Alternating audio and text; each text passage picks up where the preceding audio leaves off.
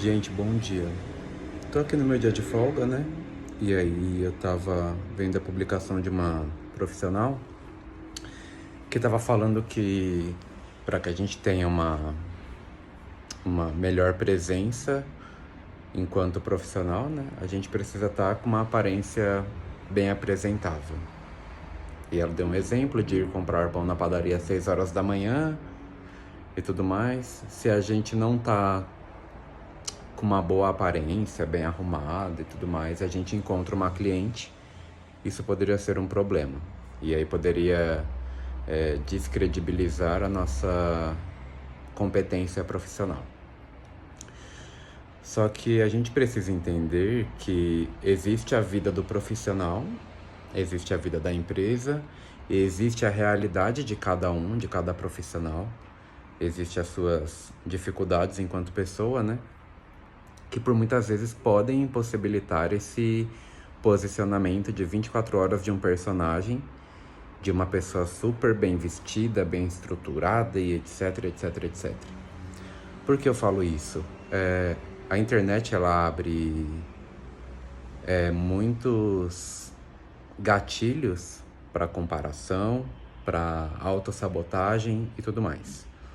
Quando uma profissional fala que para você ser um bom profissional, para você ser um bom micropigmentador e você vender mais, você precisa estar às 6 horas da manhã na padaria, super bem vestido, porque caso você encontre uma cliente, ela vai ter uma visão empoderada de você e tudo mais. Você acaba implantando talvez um gatilho negativo numa outra pessoa, que por sua vez não tem essa realidade, não tem essa condição, mas é um bom profissional, atende bem a cliente, executa bons resultados. Até citei um exemplo de uma amiga, que é mãe solo, que mora na casa da irmã, que atende na sala, que tem um filho recém-nascido. Você acha que ela, às 6 horas da manhã, se ela tiver que ir comprar um pão, provavelmente ela nem vai ter dormido esse horário ainda, né? Por causa do filho chorando a madrugada inteira.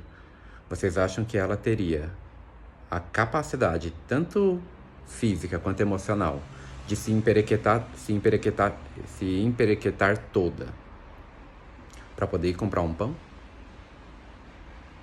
Infelizmente, o mundo da micropigmentação hoje é um mundo muito ilusório e a gente tá cheio de guru da micropigmentação, do conteúdo, disso, daquilo, do que a gente precisa ou não fazer para poder vender mais, para ser autoridade, enfim.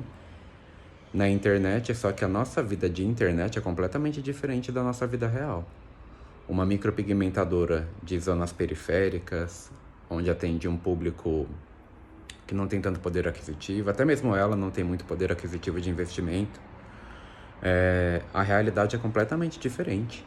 Então, todas essas questões que acabam colocando dentro da nossa profissão de regras de comportamento, acaba frustrando muitas das vezes várias outras pessoas que não podem seguir essa realidade, né? E isso é muito perigoso, porque a internet ela tem muita informação positiva e negativa. E são coisas que abrem muitos gatilhos para que a gente tenha sentimentos comparativos, muitas vezes negativos e tudo mais. E isso é muito ruim, ainda mais vindo de profissionais com